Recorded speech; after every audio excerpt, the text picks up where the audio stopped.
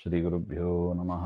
ಕಾಂತಾಯ ಕಲ್ಯಾಣಗುಣೈಕಧಾಮ್ನೇ ನವದ್ಯುನಾಥಪ್ರತಿಮಪ್ರಭಾಯ ನಾರಾಯಣಾಯ ಅಖಿಲಕಾರಣಾಯ ಶ್ರೀಪ್ರಾಣನಾಥಾಯ ನಮಸ್ಕರೋಮಿ. ಶ್ರೀಮತ್ಸ್ಮಧ್ವವಿಜಯ ಅಷ್ಟಮ ಸರ್ಗದಲ್ಲಿ 19ನೇ ಶ್ಲೋಕ. ಕರುಣಾಕರಃ ಸ ವಸುದೇವ ಮೋದದೋ ಭಗವಾನ್ ಪುರಾ ಹಿಮಕರಾನ್ವಯೇಭವತ್ ಜಿತವಾನ್ ದಿಶೋ ದಶರಥೋಗ್ರ್ಯ ಸಂಪದೋ ಜನಕೋ ಬಭೂವ ಭುವಿ ಯಸ್ಯ ವೈರಿಹ. ಕರುಣಾಕರಃ ಸಹ ವಸುದೇವ ಮೋದದಃ ಭಗವಾನ್ ಪುರಾ ಹಿಮಕರಾನ್ವಯೇ ಅಭವತ್ ಜಿತವಾನ್ ದಿಶಃ ದಶರಥಃ ಅಗ್ರ್ಯ ಸಂಪದಃ ಜನಕಃ ಬಭೂವ ಭುವಿ ಯಸ್ಯ ವೈರಿಹ.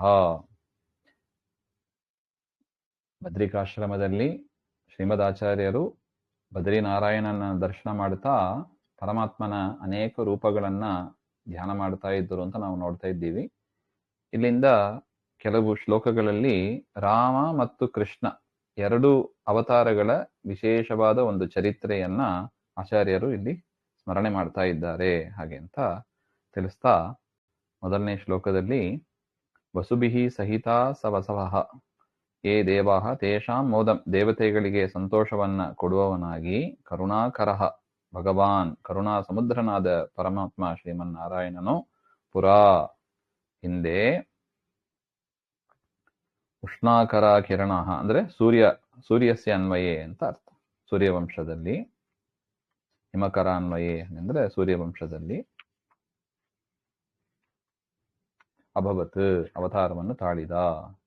ಯಸ್ಯ ಸೂರ್ಯವಂಶ ಅವತೀರ್ಣಸ್ಯ ಹರೇಹೇ, ಆ ಸೂರ್ಯವಂಶದಲ್ಲಿ ಅವತಾರ ಮಾಡಿದ ಪರಮಾತ್ಮನಿಗೆ, ಅಗ್ನ್ಯಾಹ ಸಂಪದಃ ಯಾಸು,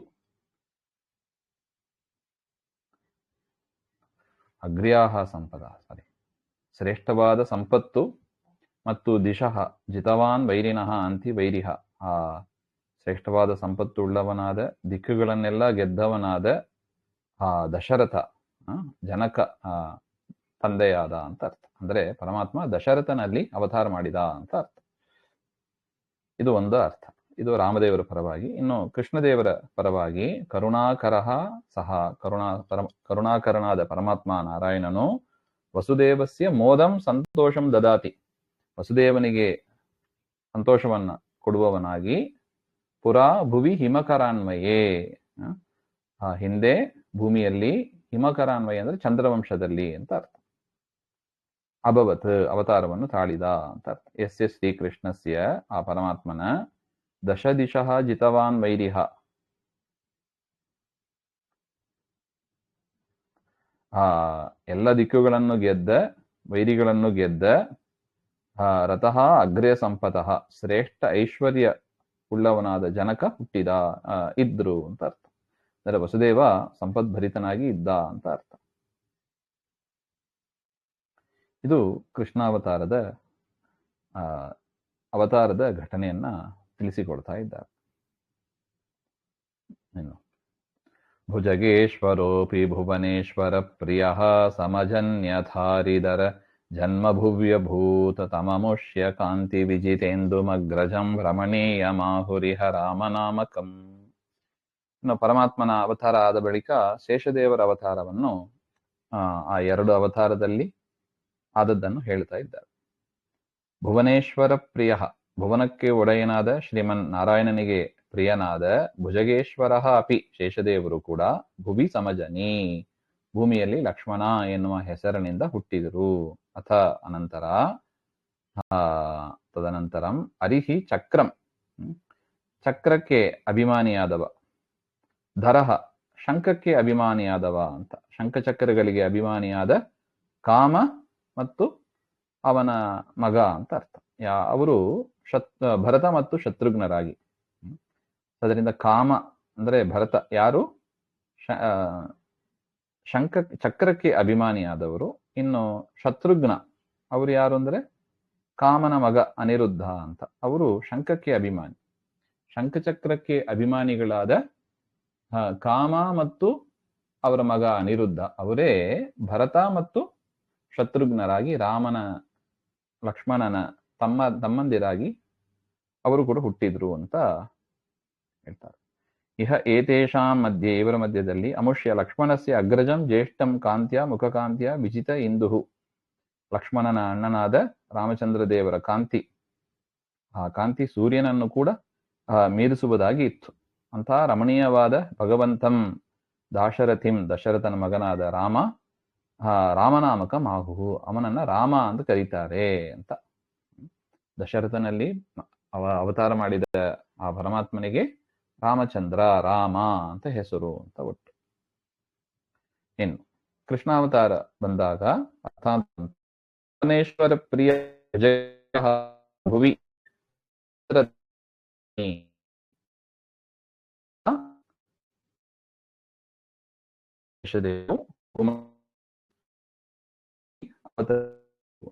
ಬಲವಾಗಿ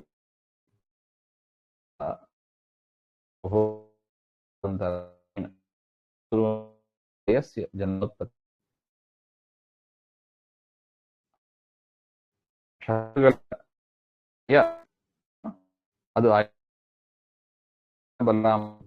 ಅದು ಭಾರಿ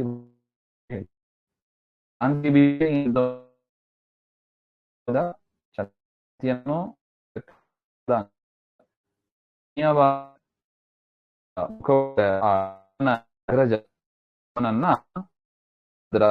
ಆ ಬಲಭದ್ರನನ್ನು ಅಂದರೆ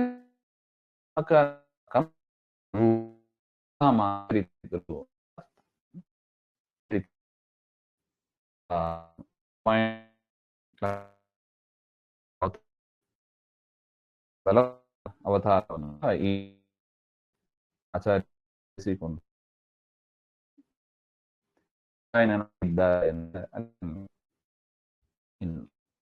ಜನಕ್ಕೆ ಸಹಿ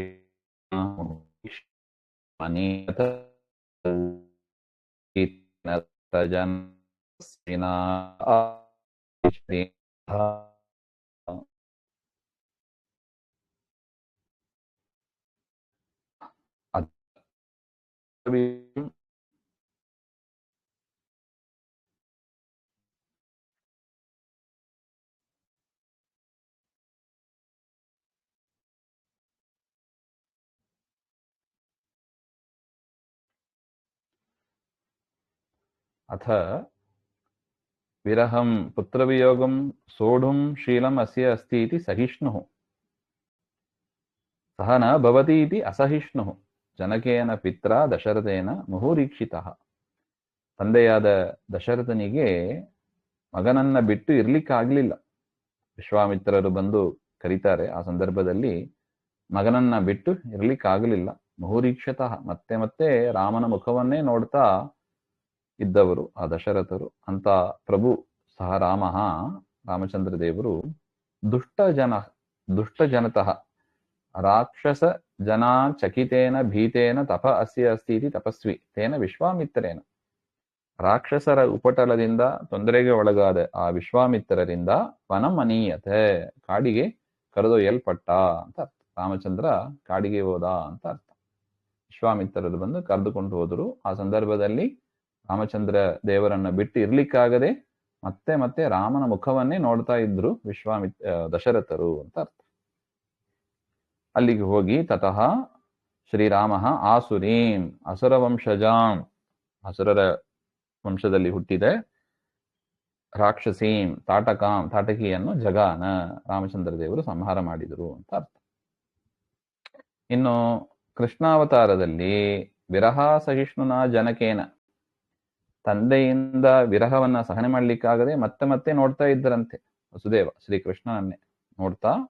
ದುಷ್ಟಜನತಃ ಚಕಿತೇನ, ದುಷ್ಟಜನರಾದ ಕಂಸ ಮತ್ತು ಅವರ ಭೃತ್ಯರು, ಅವರ ಭಯದಿಂದ ತಪಸ್ವಿನ ಭಗವದ್ ಧ್ಯಾನವತ ವಸುದೇವನ್, ಪರಮಾತ್ಮನ ಧ್ಯಾನದಲ್ಲೇ ಇರತಕ್ಕ ಆ ವಸುದೇವನಿಂದ ವನಂ ನಂದವಾಸಭೂತಂ ಬೃಹದ್ವನಂ ಪ್ರತಿ ಅನೀಯತ. ವಸುದೇವ ಏನ್ ಮಾಡಿದ? ಕೃಷ್ಣನನ್ನ ವನಕ್ಕೆ ಕರೆದುಕೊಂಡು ಹೋದ. ಅಂದರೆ ಯಾವುದು? ಬೃಹದ್ವನ ಅಂತ. ಅಲ್ಲಿ ನಂದಗೋಕುಲ ಅಂತ, ಅಲ್ಲಿ ಕರೆದುಕೊಂಡು ಹೋಗಿ ಕೃಷ್ಣನನ್ನ ಇಟ್ಟು ಅಲ್ಲಿಂದ ದುರ್ಗಾದೇವಿಯನ್ನ ತರ್ತಾನೆ ಅಂತ ಕಥೆ ಪ್ರಸಿದ್ಧಿ ಇದೆ. ಅದನ್ನ ಹೇಳ್ತಾ ಇದ್ದ. ಅಲ್ಲಿ ಸಹ ಕೃಷ್ಣ ಆಸುರೀಂ ಅಸುರ ಸ್ವಭಾವಿಯಾದ ನಿಶಿಚರೀಂ ರಾಕ್ಷಸಿಯಾದ ಪೂತನೆಯನ್ನು ಸಂಹಾರ ಮಾಡಿದ.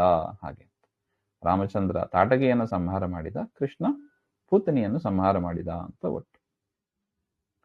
ಜನಕೇನ ಸೋಥ ವಿರಹ ಸಹಿಷ್ಣುನಾ ಮುಹುರೀಕ್ಷಿತೋ ವನಮನೀಯತಃ ಪ್ರಭುಃ ಚಕಿತೇನ ದುಷ್ಟ ಜನತಸ್ತಪಸ್ವಿನಾ ತತ ಆಸುರೀಂ ನಿಶಿಚರೀಂ ಜಘಾನ ಸಹ. ಶ್ರೀಮಧ್ವಾಂತರ್ಗತ ಶ್ರೀಕೃಷ್ಣ ಅರ್ಪಣಮಸ್ತು. ಶ್ರೀ ಹರೇ ನಮಃ.